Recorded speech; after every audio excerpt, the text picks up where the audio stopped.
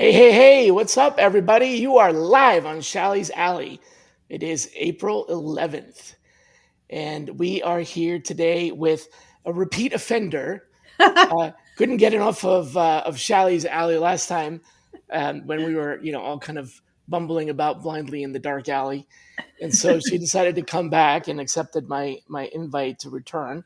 Christine Hampton from Rogue Hire, specialist in all things healthcare sourcing.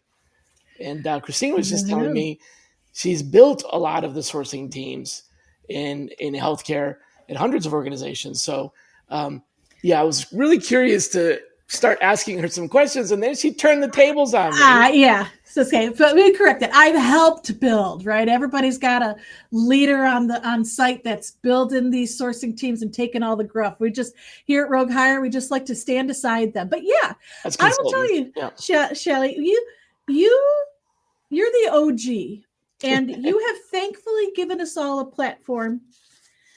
But you know what? You got popular and famous and infamous because of your knowledge. Yeah, I quickly changed that to infamous. Unpopular. Because of everything that you have gifted the industry, and I've learned from you. And although you give us this luxury to talk to you every week in Shally's Alley, it's been a long time since we've heard from you and grilled you in the hot seat. So we're flipping the script today a little bit, I think. And I want to take this opportunity to grill you a bit, right? And see kind of what you think. Our industries are different. Me and healthcare, and I know a lot of technology groups, and gosh, everything's different, right? On healthcare as well. Yeah. Okay. So it's kind of interesting to see where everybody's opinions are at on this lovely, lovely, lovely industry that we call sourcing. So, you ready? Yeah, let's do it. Okay. I'm a little scared. I'm in my seat, but. All right. The very first question. For those of you who don't know anything about Rogue Hire, we are a healthcare data company, and we are fortunate enough to be able to work with many, many clients in the healthcare industry and help them with their data, all their talent metrics. Specifically with sourcing, though, sourcing hasn't been around super duper long in healthcare corporations. I don't know, 10 years or so. More like 20. Okay, so see, that's why we need you. That's why we got to talk to you. So what would you say are the most important things that a sourcing manager should be measuring when it comes to their team? What should sourcers be measured on? Okay, so there's really only one measure that matters. And we lost you. What happened? Can you hear me now? You dropped off. You disappeared. Huh? Wow, I haven't even started talking and I already offended you. Damn. You can blame AT&T. All right. Yes. Oh, okay. Is that what it is? Okay. So this is a very loaded question because there's a lot of push and pull from, and I'm just gonna go ahead and say it, from people that don't understand metrics. Yep. They don't even know what a metric is.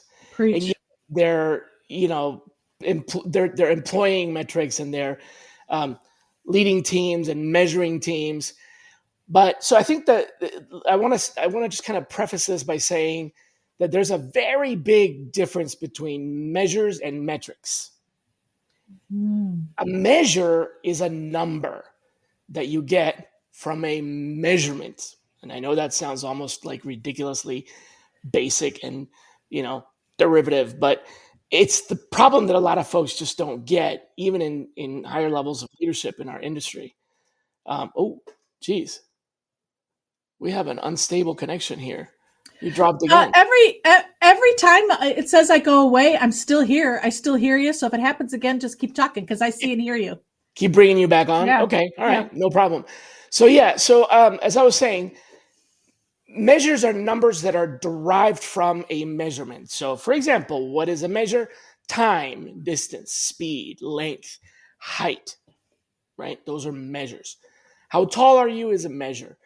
A metric is a calculation between measures that has some sort of vector.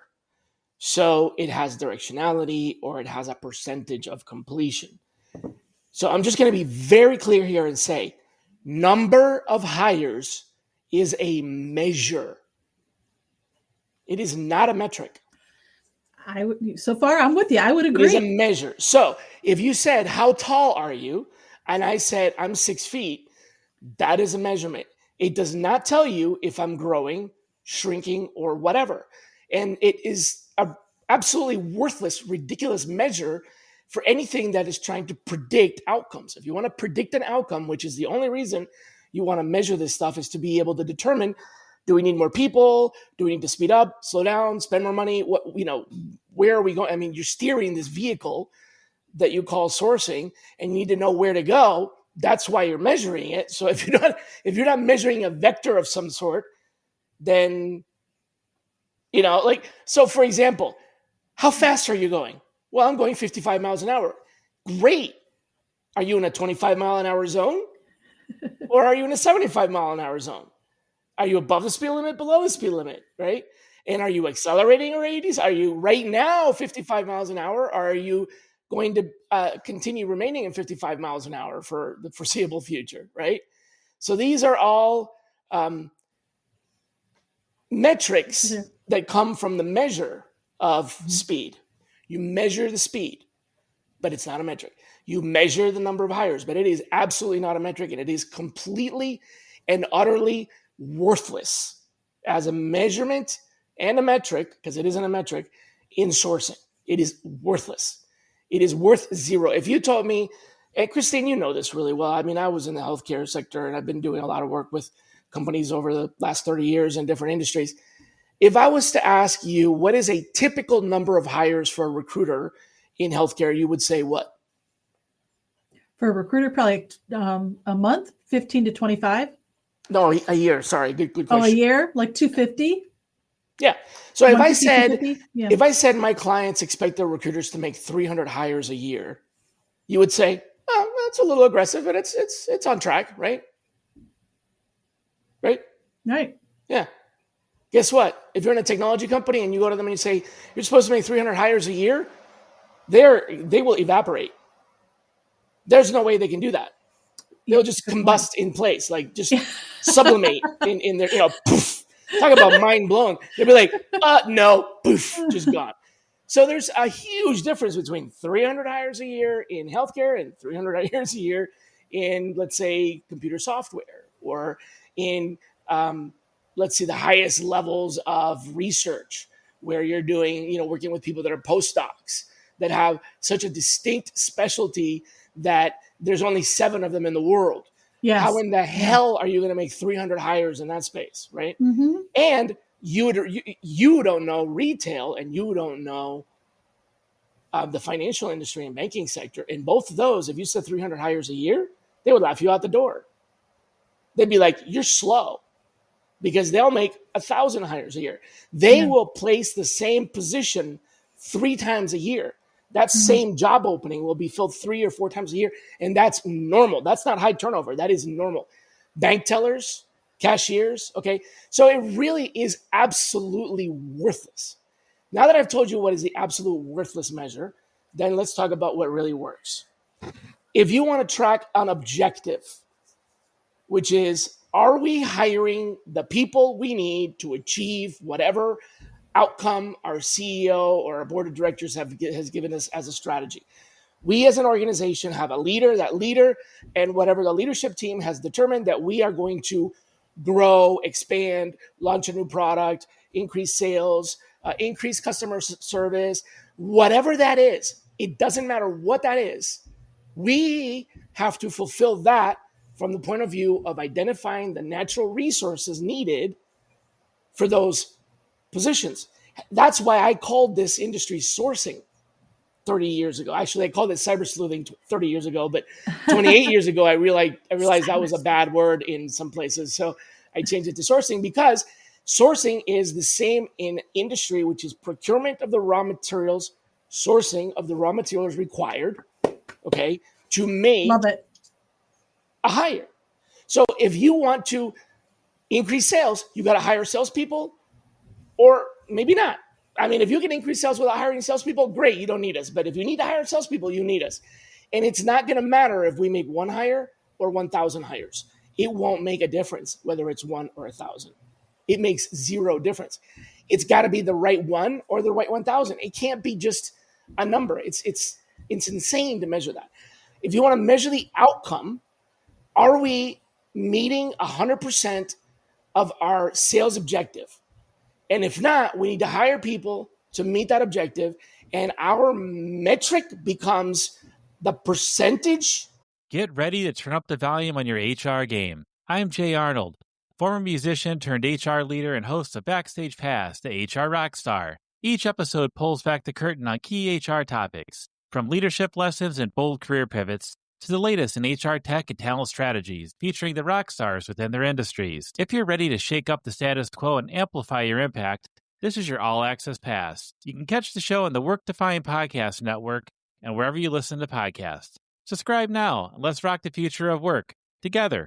Welcome to the Hire Her podcast, where women in talent call all the shots. We know, another recruiting podcast, just what the industry needs. Okay, but hear us out. You ever spend hours sourcing that perfect candidate, but they end up ghosting you harder than your Hinge date? Or finally, you get that hiring manager feedback, only for them to, of course, say, "Can we see more candidates?" Lame, right? But let's talk about what's really lame in the industry. How is it that 65% of recruiters are brilliant women, yet most of the decision makers look like a convention for middle-aged dudes named Brad? That's where we come in. Hire Her isn't just another podcast about hiring trends you already heard like 50 times this week. We're here to elevate women in talent, share their career journeys, and make sure they take the lead. Because let's face it, if recruiting is the backbone of every company, why are we still fighting for a seat at the table? So whether you're a recruiter, a talent leader, or just someone trying to swim through the sausage fest of TA leadership, we got you, girl.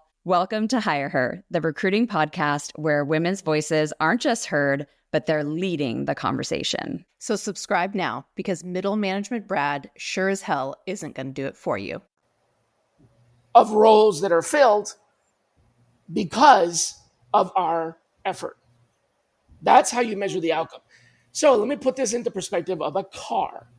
Let's say, Christine, you are the Uber driver. As the driver, you're in control of many factors, including, for example, the steering wheel. If you have a stick shift, you have the gears. Even if you don't have a stick shift, you might still have gears, whether it goes into four-wheel drive. The speed, the velocity, the braking, the air conditioning inside the car, the tire pressure, the engine temperature, the amount of coolant. All of these are factors, and some of these are represented in front of you in what's called a dashboard. Hello? Everybody wonder where the dashboard comes from? It's an instrument panel. Ding, ding, ding, ding, ding. Yeah. So what's a dashboard? It's the thing in front of the pilot that drives the car, or the pilot that drives the airplane. That's the dashboard. So that is right in front of you, and you need that in order to determine where to go, how fast to go. And so you're the one that's in control of all that. That's for your performance. But the CEO or whatever the head of the company is, they aren't driving the car. They hired you for that. They're in the back seat. Maybe in the front seat. I said the front seat, but the point is, they're not driving the car. They don't need to know speed, average velocity, fuel consumption, tire pressure, engine temperature. They don't need to know any of that. So why in the fuck do we tell them that? Why do we sit there and make these reports where we show them all of these numbers that are literally measures, like number of emails sent? Who gives a shit?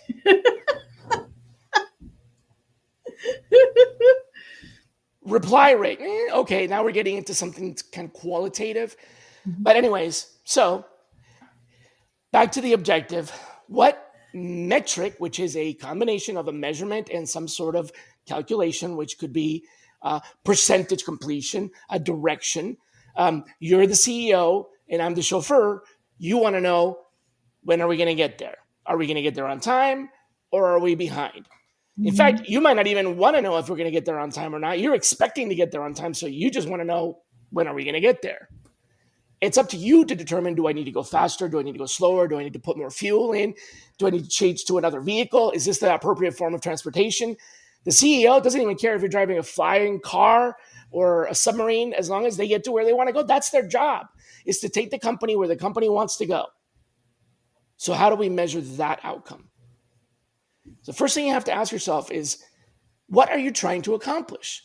Then set clear definitions of what sourcing does. What does sourcing do? Sourcing does not and never will make hires. We do not make offers. And if we do, we're recruiting. We do not convince people to join a company. We do not even make the decision on whether or not a certain individual joins a company. We can't say yes and we can't say no. We can sort of say no because we can exclude certain people if we don't want to include them in the funnel, but that's not really saying no. That's really a choice, not a decision. And I don't want to get into semantics, but the point is, the only thing that we're doing is we're driving the car and we're determining what kind of fuel, maybe sometimes what kind of car, maybe, whatever, but that's what we're doing. We are not the ones making the hiring decisions.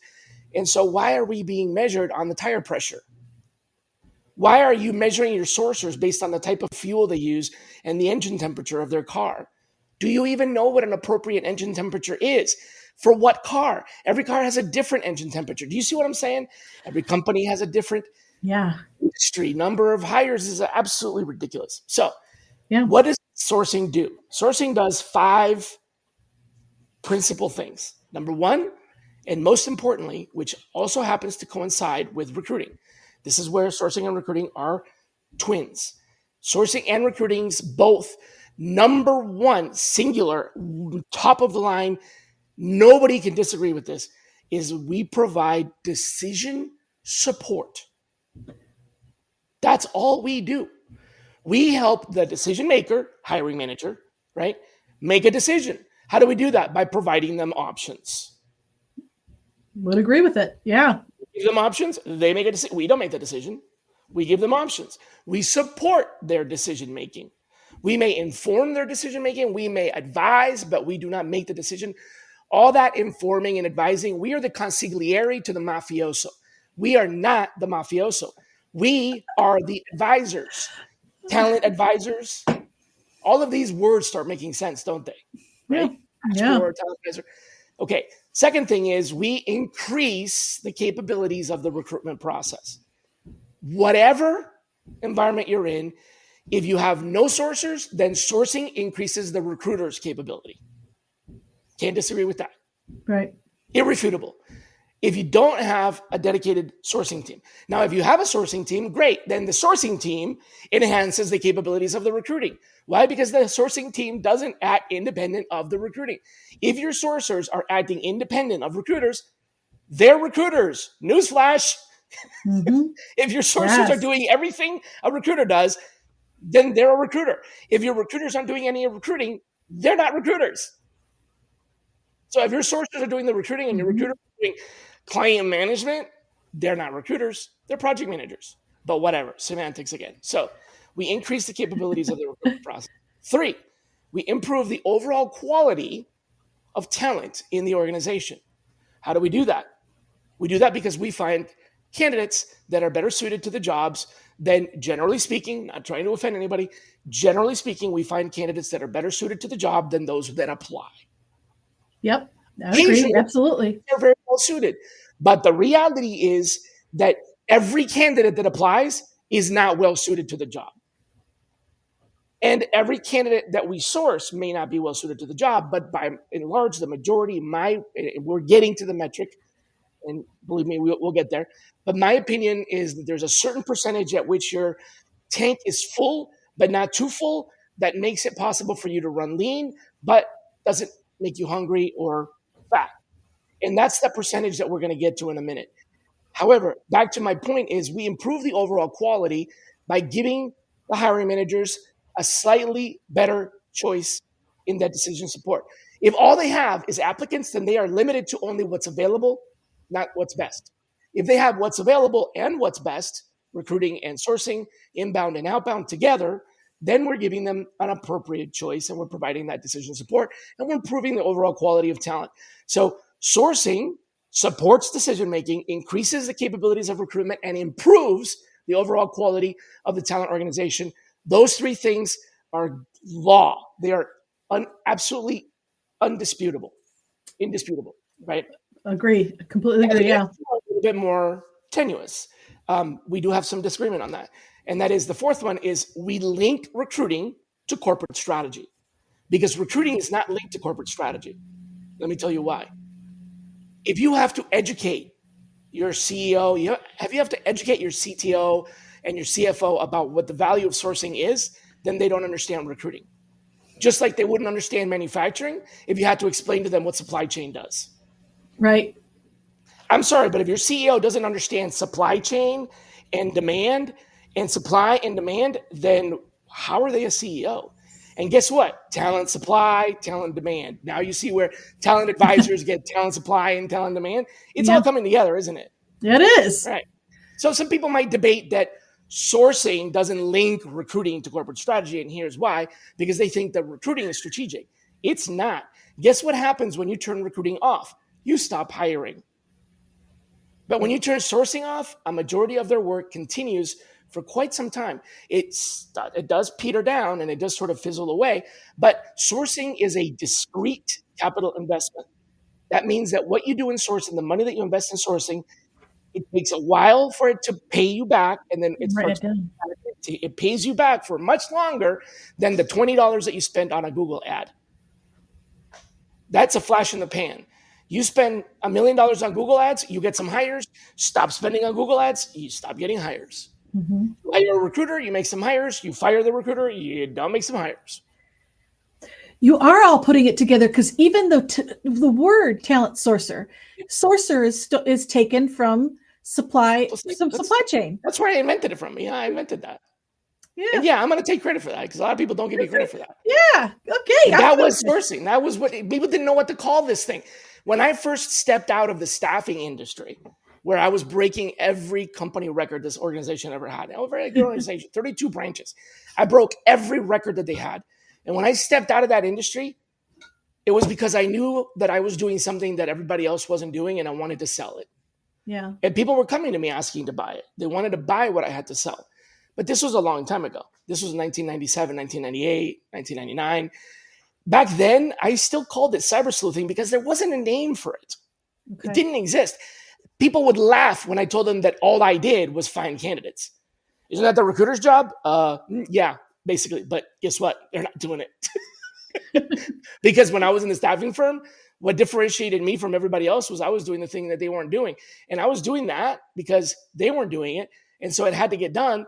And they were doing what they usually do because that's what they always do. And that's what we still do, what we always do. But anyways, let me go back to the fifth one. Wow.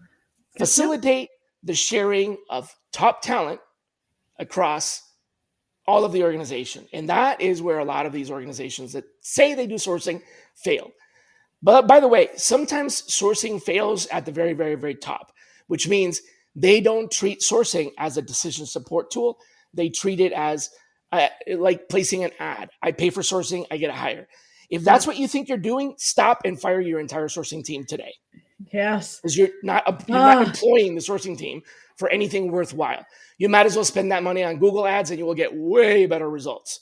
So if you're not using sourcing for decision support as a way to increase the capabilities of your team, improve the quality of your organization, and linking recruiting to corporate strategy because sourcing can be a long tail, because sourcing can be strategic, then you're not doing sourcing anyways. But that's the fifth one, facilitate the sharing of top talent. If that's what sourcing does, and you want to have smart KPIs, I hate KPIs, by the way, but if you want to have smart, specific, measurable, achievable, relevant, and time-bound, specific, measurable, achievable, relevant, and time-bound, smart KPIs. If you want to have smart KPIs, then you need to measure the measurements, the things that matter, that contribute towards the goal, and you want to measure the measurement that is approaching the completion of that goal. That's the metric. So what is the metric that you have control over in sourcing, absolute control over, that you have absolute control over that can contribute to that goal? What is the one? This is the answer to your question. You ask me what are the best metrics? There's only one. There's one metric. Now, I'm going to separate this and I'm going to say there's one individual metric. Okay. There's also a team metric. So don't forget that we work as part of a team. If you're a solo sourcer and you're the only one, then you don't have a team. But if you're more than one person, then you have a team. So there's a team metric and there's a performance metric for an individual. What is the one thing that you can absolutely control? In all your years of experience, what can you absolutely, beyond a shadow of a doubt, control 100%? I'm afraid to answer, but I certainly, my attitude and effort. No, not really. No. Okay. You can control your attitude. Okay, But so we're going to how talk is that sourcing. I'm talking about sourcing. Okay. Yeah. You can control somebody help me out in the chat. You can control, who you're reaching out to, maybe not even who you submit, your amount of. Yeah. All that comes down to.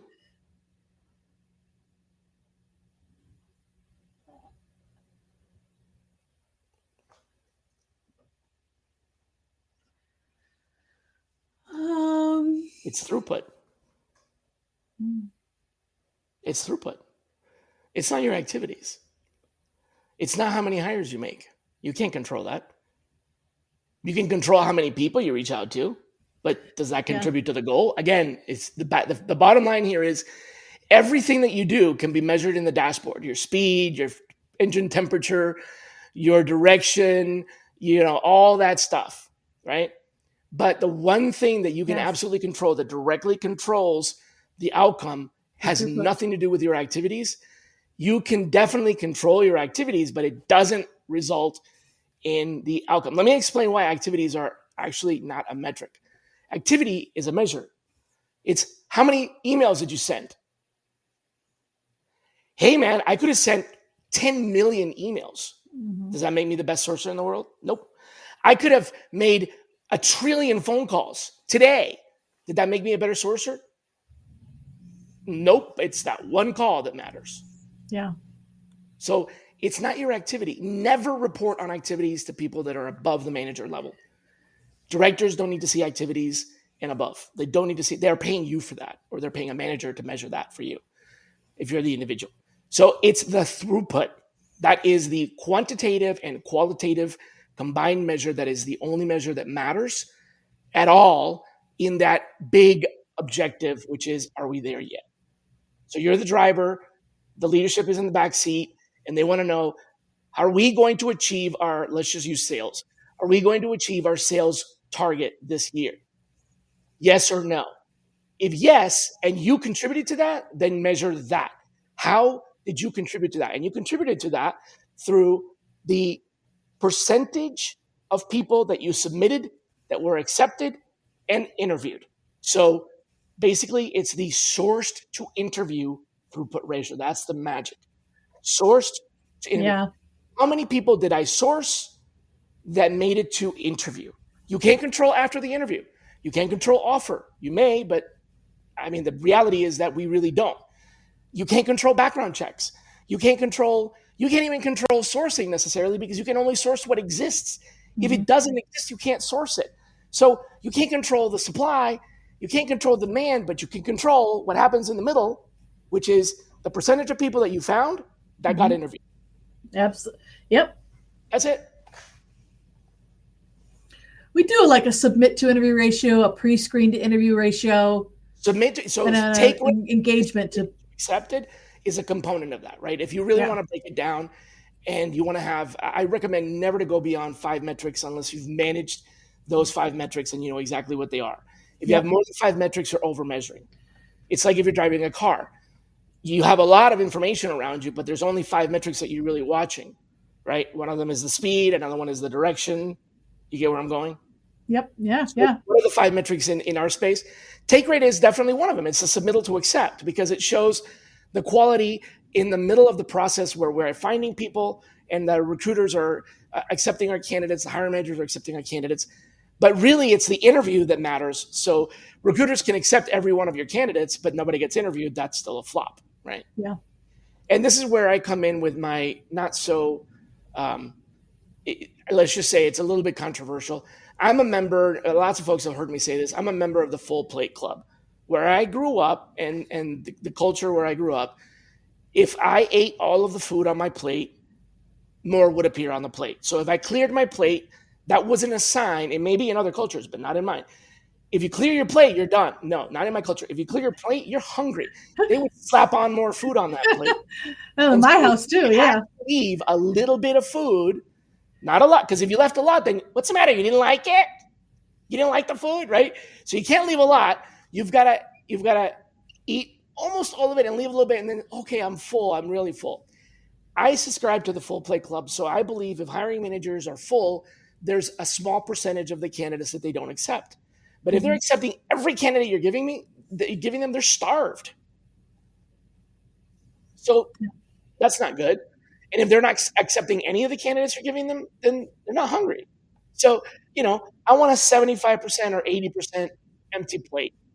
If I send you 10 people and you interview 8 of them, or I send you 5 people and you interview 4 of them, I'm happy. That's good. I don't want 5 for 5. I don't necessarily think that that's a good idea. I don't think that that's healthy unless you're absolutely genius at the job and do the job better than anybody else I've ever met. You would never really have a 1-to-1 ratio. There is one recruiter that I've met in my life that has a 1-to-1 ratio, but it's a very time-consuming process. They'll take 4 or 5 months to find somebody. I want to address Stephen's question here in the chat because I get this question from sourcers all the time saying they can't control hiring managers. They can't control the recruiters. I've got my thoughts on that. What do you think about the sourcer who feels like they can't make the hiring manager do anything? What are you trying to make them to do? To get them to look at the resume, look at the candidate, and schedule interviewing. Your candidate sucks. And believe me, I try, yeah. Listen, here's the thing. He's saying they're not hungry, Stephen. Exactly. Yeah. I'm saying either they're not hungry or you're giving them the wrong food. Here's the thing. I get a lot of complaints about hiring manager feedback. And I've personally built a large amount of teams. And I've advised and consulted over 1,000 organizations. And I still currently, right now, I'm in process of today, advising 3 organizations that are building sourcing teams. And I get this every single time. Hiring managers always complain that the recruiters don't send them enough resumes. And the recruiters and sourcers always complain that the hiring managers don't give them any feedback. You would think that those two are incongruent, right? Hiring manager wants more resumes, recruiter is not getting any feedback. If you look at it microscopically, yes, they're incongruent. But if you take a step back, it's not incongruent. It's the same thing. What they're saying is they're not getting any quality. And what you're getting is that they're not getting any quality. In other words, the fact that they're not giving you any feedback on your candidates is the feedback. The Use Case podcast is where technology vendors get to talk about themselves. And it's a wonderful place for vendors, investors, and practitioners to listen to the story of the solution, the features, the benefits, the attributes, etc. And we get to know the CEO or founder during the call, and we also get to know the tech. So subscribe to the Use Case podcast. Hey, everybody. Got a quick question for you. Is your job easy, stress-free, and full of rainbows and sunshine every single day? Yeah, I'd say that's a big fat no. Hi, I'm David Noe, host of Speakeasy HR, presented by Payroll Partners, and proud to be part of the Work-Defined community.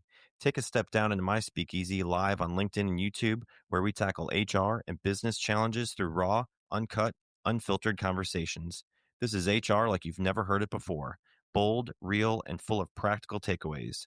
Real guests, bold insights, authentic conversations that drive change. Catch every episode on demand through your favorite podcast platform or all the content at speakeasyhr.com. That's the feedback. If you send them a candidate that they like, they're moving on it. If you send them a candidate they don't like, they're going to ghost you. Do they have time to give you feedback on every candidate? You know what? I would like them to. I ideally would.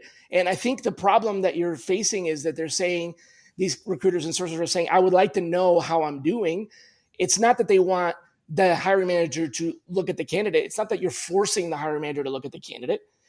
because that's never going to happen. You can't force them to do anything. That's not really ideal, especially if you're going to go out on a date. You don't want to force anybody, right? So why are you trying to force them? But if you're giving them candidates that they like, they're going to look at them. And they may or may not give you feedback. I want feedback, but the way you get feedback is by giving them candidates that they like.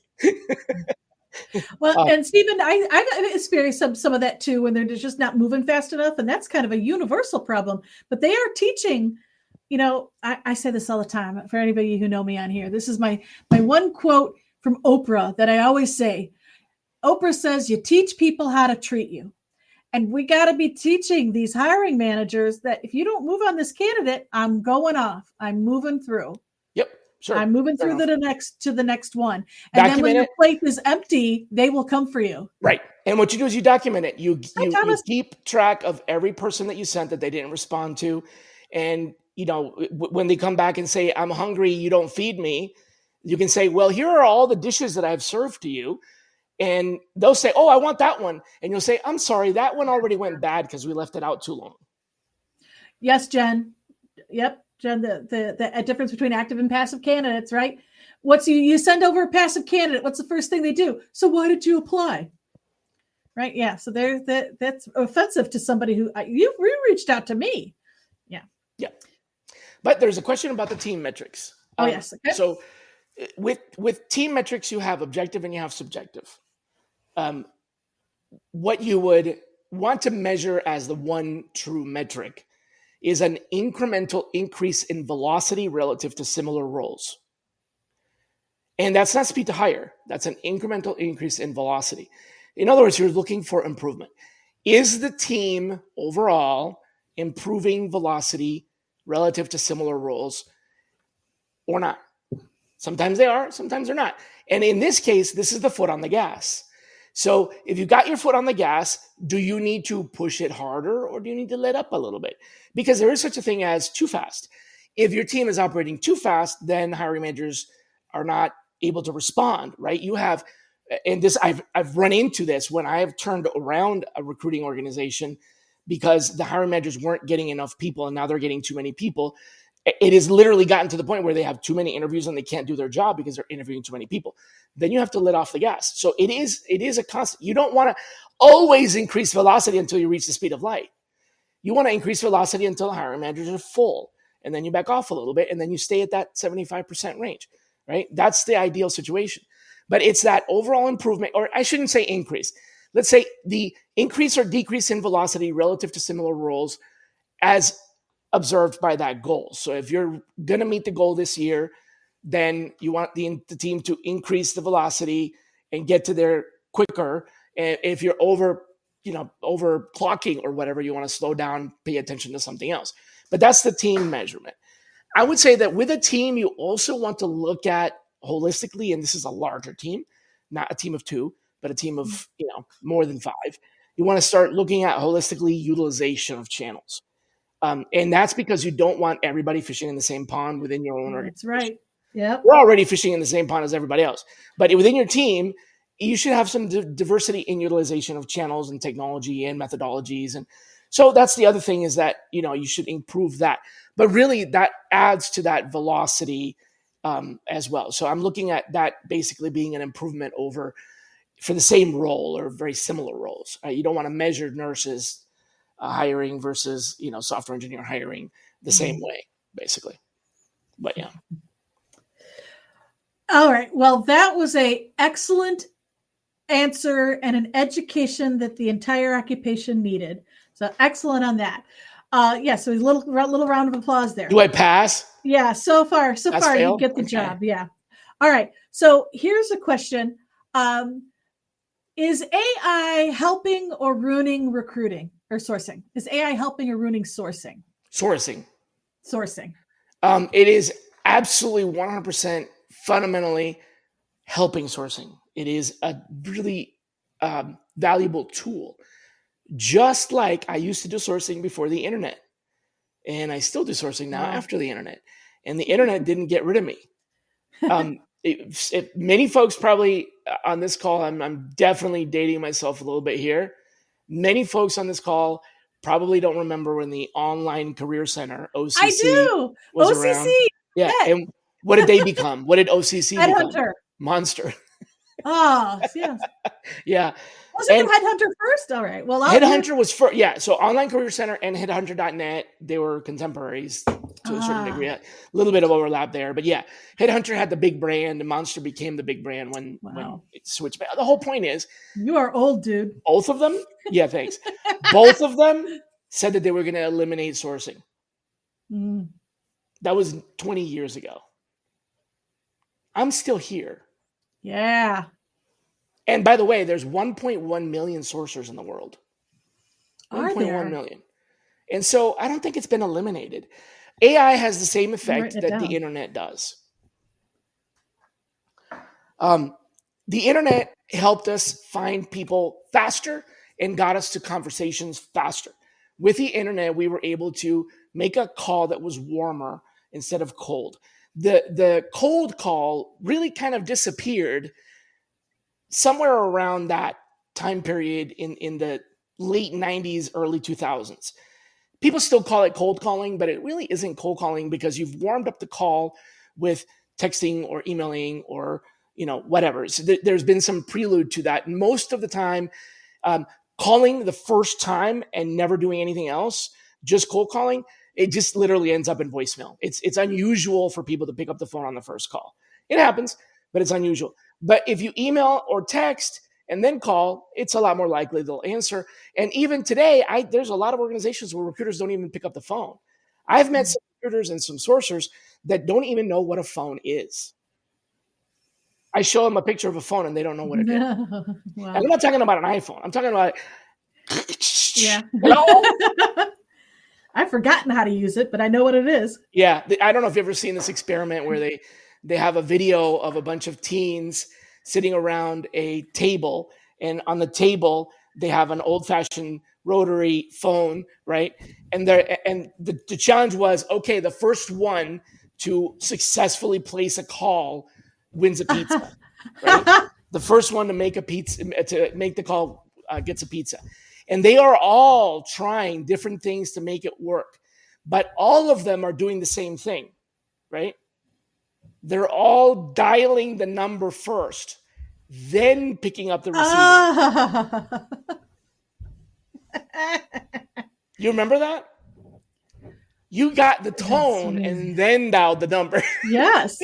And then when cell phones came around, you dial the number and then send the tone, right? Oh, that's it's funny. The opposite. But anyways, I digress. My point is that it is just a tool that helps us get faster results. When the internet came around, which was the point I was trying to make, is the internet came around and I was able to make a call with a little bit more information. I was able to send an email and tell them a little bit about the job, tailored to a little bit about what they do. And it allowed me to do personalization, warm up those calls, and I got more results. And it's exactly what AI is doing. It's allowing me to do personalization, once again, at a higher level in a faster scale. Instead of sending an email that I haven't published this yet, but I used to talk about 7 points of personalization, which is 7 things inside of a message that are personalized to that candidate. And people always look at me cross-eyed or in total like disbelief. That seems a little stalkery if you're going to say 7 things. I love hearing that because we do 4 points of personalization and some people think that's too much. No, yeah. Not even close. I love the 7. Yeah. No, it's actually really easy and you can do it all in 1 sentence. Yeah, that's the look I get. That look. No, I don't mean to. Yeah, I don't mean to. That's the look I get. So you could, okay, so you could do their name. You could do their Hi, job, Shally. Happy Monday. I found you on LinkedIn. I go. noticed that you're in HR as a recruiter at Cisco. I'm looking for people in Atlanta or in Atlanta. Boom. I'm looking for people in your area. Yeah. That's 7. You mean I'm not supposed to say, hello, I found your resume on LinkedIn. I thought you would be a great fit. Not supposed to do that? No, you're also not supposed to say, please click now. Yeah. That one either. So 4 sentences. No. Hi, Shally, I found you. Yeah, is the introductory sentence.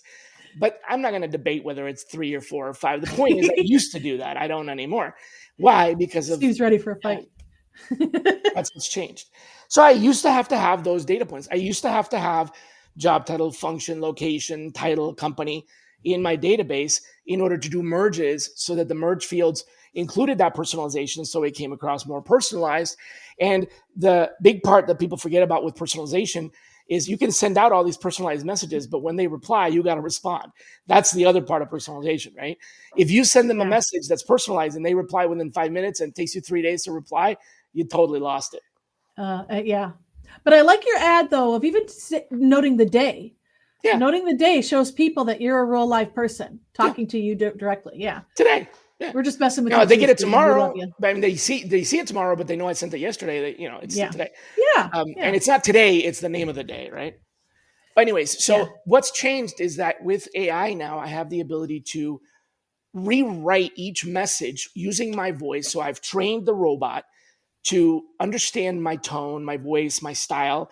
I have trained it to use a specific type of humor that works for me because I'm the kind of person that not only in conversation, when I talk to candidates, they laugh.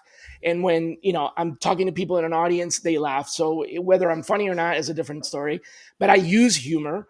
And it's using my voice, my tone, and it's adding not just these elements, but other elements that it can generate live that I'm not able to do. In a mail merge, I only can use the data that's in the columns at the time. But with AI, it is going to their profile and reading up-to-date information that I may not have.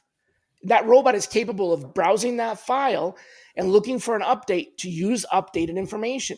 So it's dynamically updating those fields, but not just those fields, it's also tailoring it to my voice. And it's also using an illustrative example from my background to connect to them. So one of the prompts that I put into the AI is to make a connection between something I do and something they do. And so it injects something like, I noticed that you like scientific journals. I read some journals. Which ones are your favorite? Stuff like that.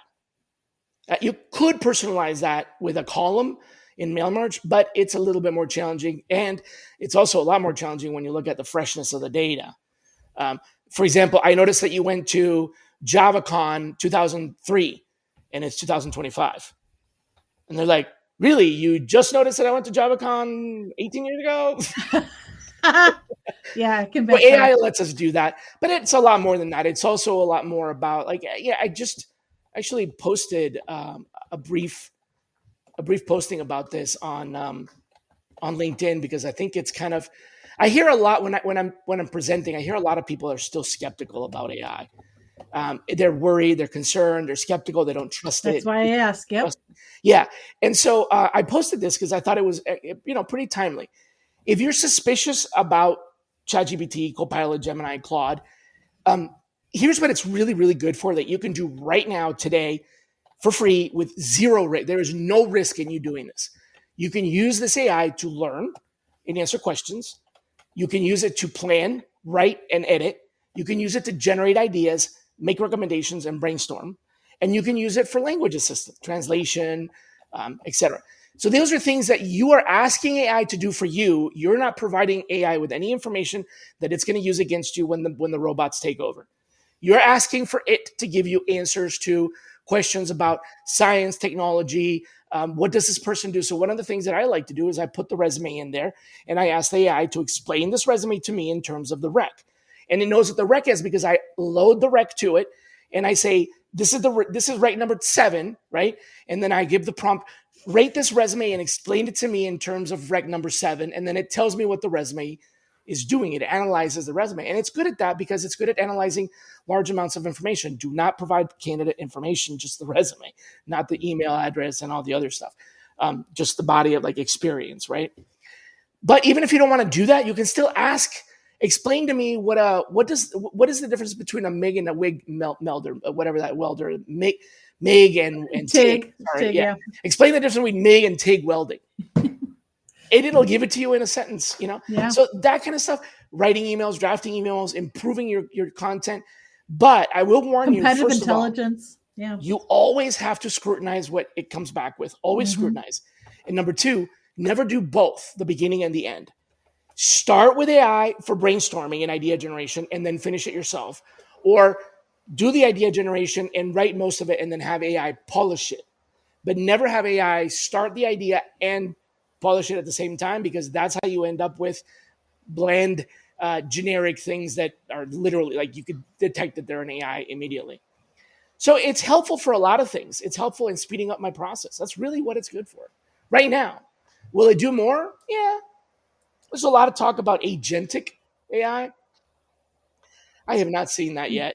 Um, there's some products out there that have been advertising a lot lately that they do agentic AI. I've seen the product, I've demoed it, I've watched the videos. It's not agentic. It's the same exact thing that we're talking about. It's a logic tree with, what it's done is it's compiled a lot of activities into one. And so you have one central location where you do all the activities, but you're still doing the activities. There's no agent doing that for you. The agent part of it is it's bringing all this information together, and you can do that yourself. You don't even need that. I was doing that with Power Automate before ChatGPT came out. This does all remind me of like when computers came out, right? And you bought a PC for your home, and you thought it was going to change the lights in your kitchen. Yeah. And then like you went and remember like when you'd like clean up your files yourself, and it would do that little thing where it would click all these things. Oh, anyway, it's like you have to kind of get in here in the beginning, that because all the changes are going to happen fast. And in the last 6 months, look at all that has changed. It used to be just one slide in our Recruiter Academy training. Now it's almost a whole session. So it's changing fast. I think people need to get to try it now. Work on your prompts. Get using it now. Use it for all your AI sourcing that you're using. What was the question that came up? I missed it. Sorry. For me? Yeah, I thought there was a question that came up. So sorry. If you asked a question and we just missed it, put it in the chat again. All right. One last question here that'll probably take us to time, but what are some of the characteristics that you think makes a great sourcer? Well, that's an easy one. The best way to answer that is there's a certain mindset that is kind of natural to someone who has a tendency to enjoy sourcing and do well at it because they enjoy it. And that is essentially puzzle solving, problem solving. So some people are problem solvers naturally, and some people are not. Whether or not you use technology or whatever to solve that problem is irrelevant. If you're completely technology ignorant, you can still solve problems.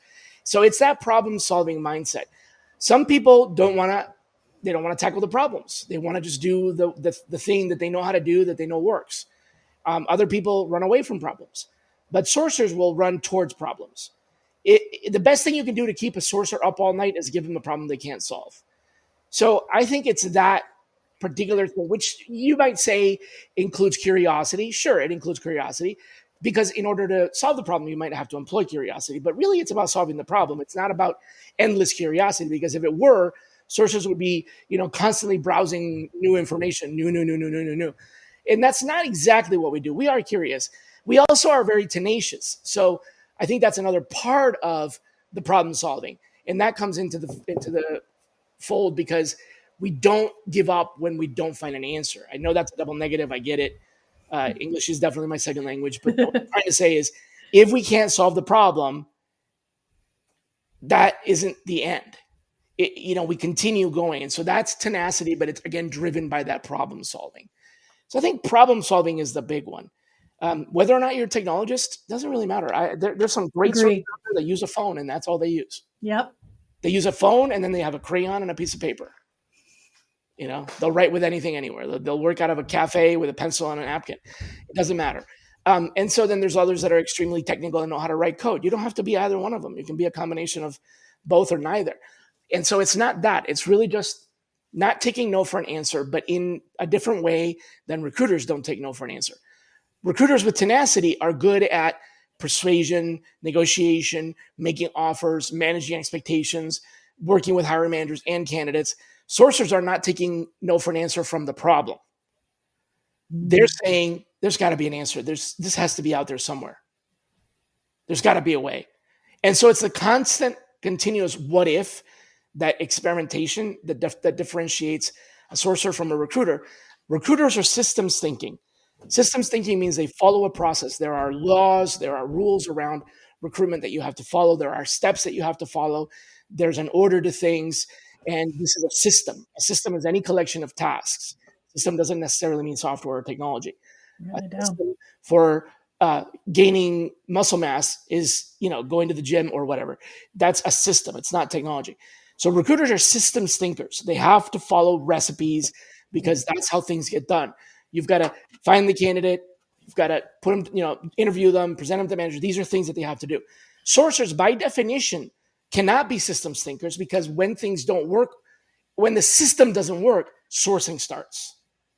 So we're not systems thinkers. We're thinking about how do we solve this problem outside of the existing constraints that the system has. And that's where sourcing comes in, and that's problem solving.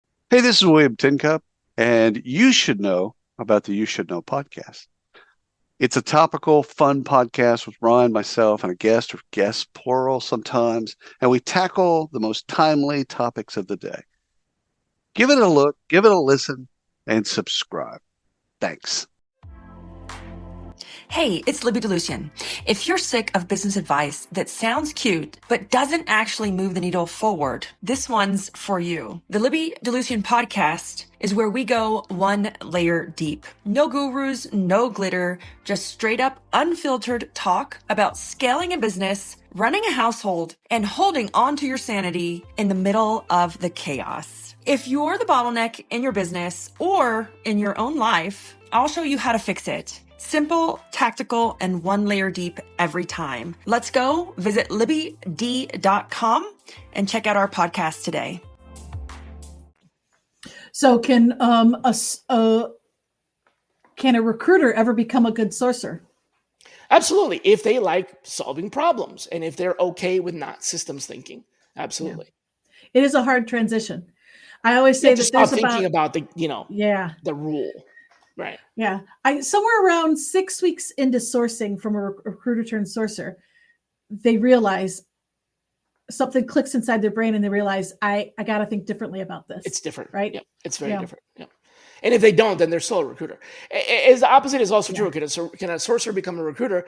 Yes, a sourcer can become a recruiter, but then they have to follow processes and track information differently and order their operations in a more predictable way and be more predictable, basically. Sourcing is really inherently unpredictable. You don't necessarily have a way to guarantee any kind of response rate or any kind of, when people say, I can control my activity, yeah, you can control your activity, but you can't control what you find. What you find is not absolutely under your 100% control because sometimes it doesn't exist there. You have to go somewhere else. And that's the thing is, people ask me, what's the best source for candidates? Like they want one single answer. Yeah. It is completely different from one job to another. And in many cases, it isn't what you think. That's a great answer because that's true. That's what sourcing is. Yeah. Thinking about what you didn't think. So yeah, you can become a recruiter. You just have to kind of give that up. Right. And to me, that's just not worth it. I've been offered the position of recruiter sometimes in cases where it was actually like either get fired or be a recruiter because, layoffs or whatever. Right. I thought really hard about getting fired. Because I just was like, I don't know. Thankfully, I've been saved from having to do that. But I've only had to recruit a couple of times recently. And, when I do it, I still like it because there's nothing better than that feeling when you find somebody that is unfindable. The hiring manager goes, where in the heck did you find this person? And the candidate goes, how did you find me? And then they get hired. And then you're like, wow. And they're happy. The candidate loves the job. The hiring manager loves the candidate. It's like, you're just like, the matchmaker, right? And it feels good. That's a really good feeling. It's a really good sense of achievement. But I'm okay without that. In other words, I can live without it. And I don't really want to pay the price to get to there of having to deal with lies and deceit, hiring managers that don't tell me the truth, hiring managers that tell me that they haven't contacted a search firm for this. And then I get a search firm candidate, hiring managers that tell me that they need it tomorrow. And then they go on a 6-month vacation. I mean, the lying and the deceit and the candidates that are lying about stuff. And it just, there's a really, really great match that's made. I'll just give you a quick anecdote since we're on the topic. So extremely highly technical architect level software engineer in Golang, the kind of person that was contributing to the source code of Golang. Okay. A couple hundred people that did that. So this was a search. They literally needed the grandfather of, not the, but one of the grandfathers of this source code. And I found somebody. I talked to them, I engaged them, and they interviewed. They loved the company loved them. And then we had a company social about 3 months into this person being on the job as a very highly paid fellow, like the highest level of engineer you can have. They come to this social and they blow it. At the social, they get completely shit-faced. I mean, beyond, like, passed out on the side of the street kind of drunk. But on the way there, they made a lot of enemies. They sexually harassed some people. There was even some physical violence involved. And it was like extremely toxic. And they were fired on the spot that night of the event. And I felt so bad. But my chief people officer said, you can't feel bad about that because we did everything. We did the background check. We interviewed them. You interviewed them. We checked references. We did everything. We had no idea that this person was going to turn into Mr. Hyde at a party when they were 27 gin tonics in, you know? So it's a great feeling when you make the right match, but then there's that. It's kind of like that. I don't like that. I don't like that part of it. And I don't like the lying and the deceit. Yeah. So I'll stay where I am. Well, thanks to all those who have listened in. I'll let you do your ending here, but I did want to say on behalf of all of us in this occupation, the sourcers on the line here, and for those of us who call ourselves sourcers, thank you for this occupation, and thanks always for defending the occupation and keeping all four of the people that are still on the channel, the ones that didn't hang up and go, "What the hell?" Oh yeah. Nah, this was great. Yeah. Well, yeah, nobody's ever turned the seats on. Actually, I did have one person that asked me a couple of questions, but nobody's ever completely turned the seats on me like that. So we've got to do it more often. And I'm glad you love your job, Stephen. You're saying I should invite people to grill me? Yeah. Yes. Yeah. Like, so instead of me interviewing you, it's more like come grill Shally. Every once in a while, yeah. Let's do a Shally roast. All right. All right. A couple times a year. Well, thanks, it was fantastic to have you back again. I hope to see you back here yet another time on the next rotation. But thanks so much for sharing your time with us. Normally I ask people who should be our next guest, but since you've already been a guest, I'm not going to put you under that type of pressure. But I'll think about it. Though. What do you want people to? Let me ask you this: What is that one hill in sourcing that you'll die on? I think sourcers and recruiters need to take off their HR hat and start thinking like the applicant. If they can do that, they're going to be 25% ahead of the game. Just something happens when they turn on this switch and they walk into work and they just become robots. And they've got to remind people, think like the candidate. Right. Think like the candidate. You're going to be just a little bit ahead of the game. That's good stuff. Yeah. All right. That's great. Thanks a lot. Well, with that, folks, we leave you for this week. Please tune in for Michael Bagelman, and he will be bringing his bagels. He is a founder of a tech company in our space that does analytics called Claro Analytics. Brilliant thinker and fun guy to talk to. So bring your questions about anything related to analytics. I'll let you know a little secret. His company does a lot of their original data crawling. So they're not one of the analytics companies that buy data. They source the data for themselves, which I think is pretty brilliant. It's a hard way to do it, but yeah, he'll be on the show next week. So until then, be kind to yourselves. Bye, everybody.